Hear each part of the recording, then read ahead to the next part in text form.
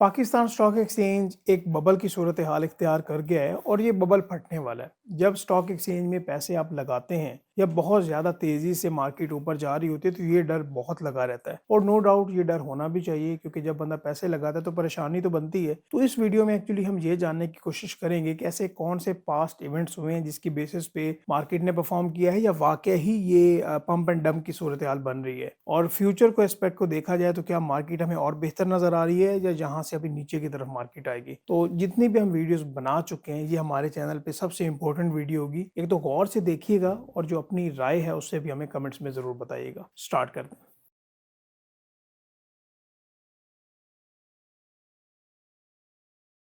ये मैंने के एस सी 100 इंडेक्स का मंथली चार्ट निकाला है और अगर इस चार्ट को देखा जाए तो जुलाई 2023 से इस इंडेक्स ने बुलिश मोमेंटम पकड़ा और 40,000 से ये इंडेक्स स्टार्ट हुआ और अभी 1,10,000 से प्लस ये ट्रेड कर रहा है, बल्कि 1,15,000 पे भी गया है। अगर इस चार्ट को देखा जाए तो क्या ये पंप एंड डंप की सिचुएशन नहीं लगती कि लोग यहाँ पे अपनी इन्वेस्टमेंट पार्क कर रहे हैं कि हमें बेनिफिट होगा और ये मार्केट का बबल क्रिएट हो रहा है और ऊपर जाके जैसे ये बबल फटेगा तो लोगों की जो इन्वेस्टमेंट है ज़ीरो हो जाएगी और मार्केट क्रैश कर जाएगी। ये डर होता है, बिल्कुल होता है। जब आप अभी न्यूज़ को देख रहे हैं, इन्फ्लुएंसर्स को देख रहे हैं तो कुछ लोग पॉजिटिव बातें कर रहे हैं, कुछ लोग डरा रहे हैं कि आपको नुकसान होगा। जो लोग मार्केट में काम कर रहे हैं उनको काम आता है।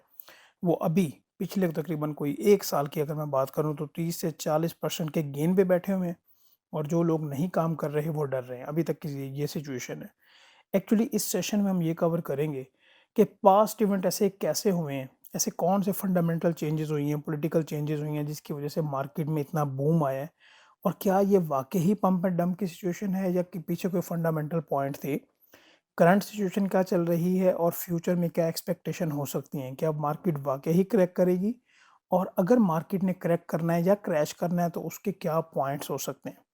जिस तरह मैं आपको ऑलरेडी बता रहा हूँ कि हमारे चैनल पे आज तक की जितनी भी वीडियोज़ हम पब्लिश कर चुके हैं, ये one of the most important video होगी, तो सारे पॉइंट्स गौर से आप समझिएगा। तो इसमें जो सबसे पहला पॉइंट मैं डिस्कस करना चाहता हूँ, वो है मार्केट एंड इकोनॉमी का रिलेशनशिप। अक्सर आप न्यूज़ चैनल पे देखते होंगे, आपको बताया जाता है कि पाकिस्तान स्टॉक एक्सचेंज ने आज 3,000 पॉइंट प्लस हो गए, 4,000 पॉइंट प्लस हो गए। बहुत अच्छी बात है, इकॉनमी बहुत आगे जा रही है। आज ये पॉइंट नोट करने, कोई थ्योरेटिकल बात नहीं हो रही। प्रैक्टिकली अगर हम बात करें, तो पाकिस्तान स्टॉक एक्सचेंज इकॉनमी को रिप्रेज़ेंट नहीं करती। दोबारा समझ लें, पाकिस्तान स्टॉक एक्सचेंज इकॉनमी को रिप्रेज़ेंट नहीं करती। हाँ, अगर इकॉनमी बेहतर जा रही है, इकॉनमी के जो भी पॉइंट्स हैं वो बेहतर जा रहे हैं तो फिर स्टॉक एक्सचेंज बेहतर परफॉर्म करेगी। क्लियर हुई बात? अभी इस पॉइंट से मैं ज़रा आगे की तरफ बढ़ता हूँ और मंथली चार्ट को ज़रा मैं डेली में कन्वर्ट करता हूँ। यहाँ पे देखें तो एक हमें यहाँ पे ये बड़ी कैंडल मिल रही है और ये हुई थी 26 जनवरी को। आपको पता है कि पॉलिटिकल अनसर्टेनिटी की उस टाइम बात हुई और जिसकी वजह से हमें मार्केट में कोई अच्छे खासे कोई 3500 प्लस पॉइंट जो थे हमने यहाँ पे इस मार्केट ने लूज़ किए। उससे आगे मार्केट में रिकवरी हुई और फिर यहाँ पे अगर दिसंबर की हम पर्टिकुलरली बात करें तो दिसंबर में फिर वैसे ही हुआ। इंटरेस्ट रेट जैसे ही चेंज हुए और यहाँ पे आपको पता है कि एक बदला होता है, लेवरेज पोजीशंस होती हैं तो उनका रोल ओवर सारा सिस्टम होता है। उसकी वजह से हमें मार्केट में इंटरेस्ट रेट और सारा कुछ देखने की वजह से इसमें मार्केट में अच्छी खासी करेक्शन देखने को मिली। लाइक 1,17,000 को इसने टच किया और फिर ये मार्केट 1,06,000 के करीब भी आई, बल्कि उससे भी डाउन गई। तो यहाँ पे लोगों ने कहा कि लें भाई, मार्केट क्रैश होना स्टार्ट हो गई है। जिसके पैसे लगे हुए थे उसके लिए तो काफ़ी परेशानी होती है। ठीक है, हम यहाँ से आगे बढ़ते हैं और दोबारा से मैं यहाँ पे मंथली चार्ट में आता हूँ और मैं अभी आपको इंटरेस्ट रेट पे लेके जाना चाहता हूँ। देखिएगा कि ये मैंने तकरीबन पिछले 10 साल के इंटरेस्ट रेट का डेटा निकाला है। ये आप भी यहाँ से ईज़िली निकाल सकते हैं और अगर हम यहाँ पे एनालाइज़ करें, ये तकरीबन ये वाला जो पीरियड है इंटरेस्ट रेट यहाँ पे बढ़े, ये यहाँ पे कोविड का पीरियड आ गया और ये वाले जो इंटरेस्ट रेट यहाँ पे बढ़ रहे हैं दोबारा से इस वाले पीरियड में और फिर यहाँ पे ये जुलाई 2023 में इंटरेस्ट रेट यहाँ से कम होना स्टार्ट हुए हैं। अभी हम इसी ये इंटरेस्ट रेट की कहानी मैंने आपको बताई है, वो हम चार्ट्स पे देखते हैं। दोबारा मैं यहाँ पे चार्ट पे आता हूँ और यहाँ पे देखिएगा कि कहाँ से ये मार्केट उठी है। जुलाई 2023 से अभी इंटरेस्ट रेट कब से यहाँ पे, ये देखिएगा, ये जुलाई 2023 से जो इंटरेस्ट रेट हैं वो यहाँ पे कम होना स्टार्ट हुए हैं। जैसे-जैसे इंटरेस्ट रेट कम होना स्टार्ट हुए हैं, वैसे पाकिस्तान स्टॉक एक्सचेंज ने परफ़ॉर्म भी ज़्यादा बेहतर किया है। पहले इंटरेस्ट रेट जब यहाँ पे कम हुए हैं, क्यों मार्केट ने परफॉर्म नहीं किया? क्योंकि जो कोविड का पीरियड था, उसमें काफ़ी ज़्यादा स्ट्रगल किया है, जिसकी वजह से मार्केट ने उतना ज़्यादा बेहतर परफ़ॉर्म नहीं किया। अभी इंटरेस्ट रेट का ज़रा रिलेशनशिप समझ लीजिएगा। जब शरह सूद में कमी आती है, जो इंडस्ट्री होती है, जो भी कंपनीज़ होती हैं, उनको कम सूद पे कर्ज़ा मिलता है। वो उस कर्ज़ा लेके इकोनॉमी जो लाइक वो अपने बिज़नेसेस चलाती हैं, चाहे वो ऑटो सेक्टर हो, सीमेंट सेक्टर हो, फार्मा सेक्टर हो, कोई भी हो, हर कंपनी कर्ज़ा लेती है। तो उनके लिए आसान होता है बिज़नेस को बढ़ाना। और इसी तरह से लोगों की जो परचेज़िंग पावर है वो भी ज़्यादा बढ़ती है कि उनको कम सूद पे, कम इंटरेस्ट पे, चाहे वो इस्लामिक बैंकिंग हो, कन्वेंशनल बैंकिंग हो, उनको कम सूद पे कर्ज़ा मिलता है, जिसकी वजह से वो अपने जो काम है वो आगे बढ़ाते हैं और इकॉनमी का जो पहिया है वो आगे बढ़ता है। जिस तरह इंटरेस्ट रेट कम होते जाएँगे, अभी ये देखें यहाँ तक, ये देखिएगा ये वाला जो पॉइंट, यहाँ तक अभी इंटरेस्ट रेट जो हैं वो 13% तक आ गए हैं। अभी इन्होंने और ज़्यादा नीचे कम माना है। एक एक प्रोजेक्शन है कि ये 9% तक शायद आ जाए। ये 2025 जून सितंबर तक आ जाए। जिस तरह इंटरेस्ट रेट कम होते जाएँगे, आपको यहाँ पे जो स्टॉक एक्सचेंज है वो बेहतर परफ़ॉर्म करती हुई नज़र आएगी। ये क्लियर होगी बात, लेकिन बात सिर्फ़ यहाँ पे नहीं रहती। इसके साथ-साथ आपने ये ट्रैक करना होता है कि जो पाकिस्तान स्टॉक एक्सचेंज के पाकिस्तान के जो ओवरऑल रिज़र्व्स हैं, क्या वो बढ़ रहे हैं? जिस तरह हमने प्रीवियस यहाँ पे बातें सुनी ये 2019, 20, 21 में लेके 22 में लेके कि प पाकिस्तान डिफ़ॉल्ट करने वाला है और हमें पाकिस्तान स्टॉक एक्सचेंज यहाँ पे 40,000 को देखने को मिली। तब हमारे रिज़र्व्स बहुत ज़्यादा कम हो गए थे, लेकिन तब से रिज़र्व्स बेहतरी की तरफ जानिब हैं और 16-17 बिलियन रिज़र्व्स प्लस हो चुके हैं।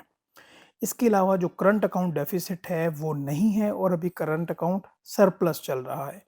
मैंने अभी आपको 3 चीज़ें बताई हैं, इंटरेस्ट रेट बताया है, फेडरल रिज़र्व्स बताए हैं, करंट अकाउंट के बारे में बताया है। ये इकॉनमी के इशारे होते हैं कि जो इससे हमें पता चलता है कि इकॉनमी किस तरफ जा रही है। तो यहाँ से देखा जाए तो फंडामेंटल चेंज हुआ, इंटरेस्ट रेट यहाँ से कम हुए जिसकी वजह से हमने मार्केट में यहाँ पे बूम देखा। और जैसे-जैसे यहाँ पे इंटरेस्ट रेट बढ़ रहे थे उसी तरह जो मार्केट है वो स्लोप डाउन की तरफ थी। लाइक 40 जहाँ पे जब इंटरेस्ट रेट 22% के पास थे तो मार्केट 40,000 पे पहुँच गई थी क्रैक करती-करती। और जैसे इंटरेस्ट रेट कम होना स्टार्ट हुए तो हमने देखा कि मार्केट में अच्छी खासी हमें तेज़ी देखने को मिली। लेकिन बात सिर्फ़ यहीं पे ख़त्म नहीं होती। सबसे इम्पोर्टेंट पॉइंट समझिएगा, मैं बड़ा लाइक एहतियात से ये वर्ड यूज़ करूँगा।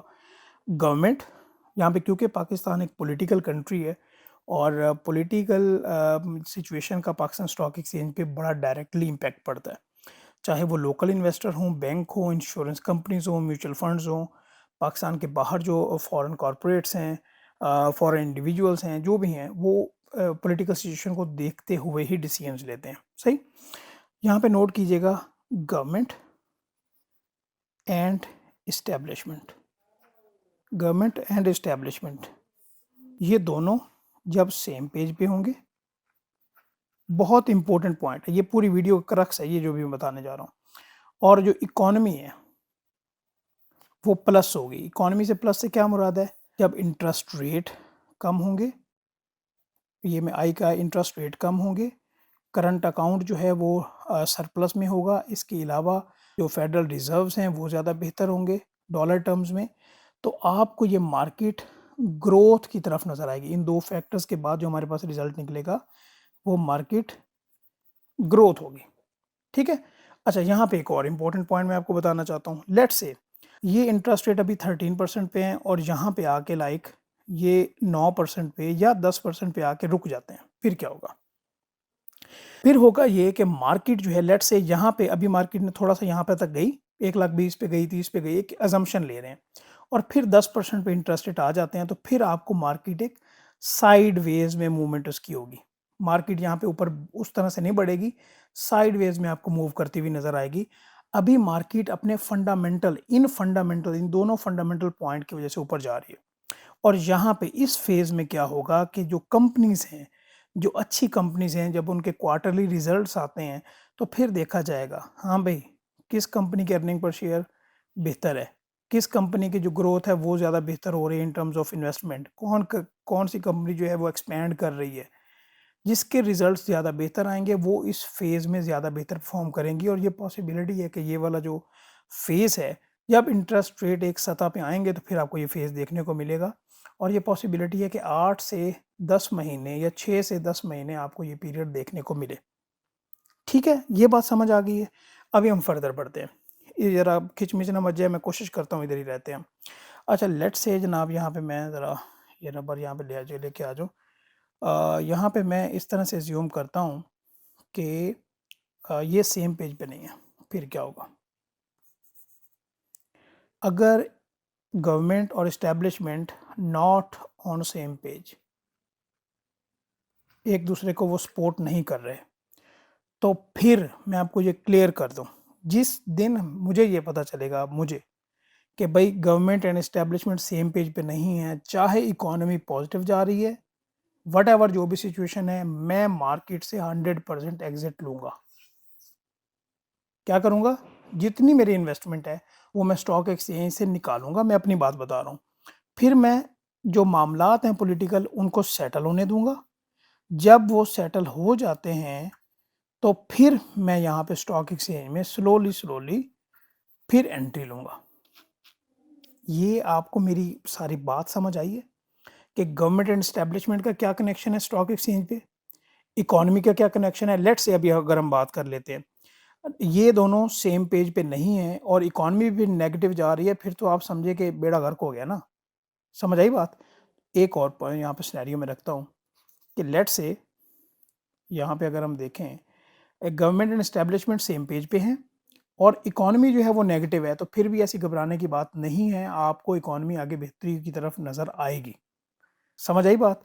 साइडवेज हो सकती है, लेकिन आपको करेक्शन बहुत कम देखने को मिली। अच्छा, यहाँ पे ये बात क्लियर हो गई।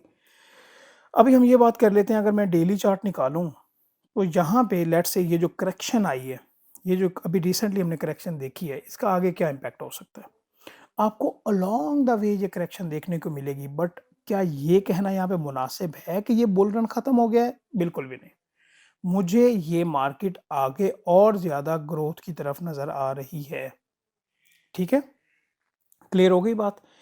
इस वीडियो को आप एक बार और देखिएगा, समझिएगा, अपनी राय से मुझे बताइएगा। मैं आपको दोबारा बताता जाऊँ कि ये एक एजुकेशनल वीडियो थी जो कि मैंने कहा आपके साथ ये मैं शेयर करूँ, और इसके साथ-साथ मैं समझता हूँ अपने आप को कि मैं इकोनॉमी का, फाइनेंस का, अकाउंट्स का, स्टॉक्स का एक शागिर्द हूँ या स्टूडेंट हूँ और मैं ये सीख रहा हूँ बातें। और मैं कभी भी अपने आप को एक्सपर्ट नहीं तसव्वुर करता कि भई मैं एक्सपर्ट हूँ, जो मैंने बात कर दी है वो फाइनल होगी। एक मेरी थोड़ी बहुत वर्किंग है और उस वर्किंग के अकॉर्डिंगली मैं आपको गाइड करने की कोशिश कर रहा हूँ और अभी तक अपने टाइम में इस वर्किंग में कामयाब हूँ। मेबी अगर आपको भी इससे कुछ सीखने का मौका मिल जाए तो मेरे लिए इससे अच्छी कोई बात नहीं होगी। तो अगर आपको ये वीडियो अच्छी लगे तो आपने ज़रूर लाइक करना है और चैनल को भी ज़रूर सब्सक्राइब करना है। तो थैंक यू सो मच। इंशाल्लाह हम नेक्स्ट वीडियोज़ में फर्दर टॉपिक्स कवर करते रहेंगे। Thank you so much. Allah हाफ़िज़।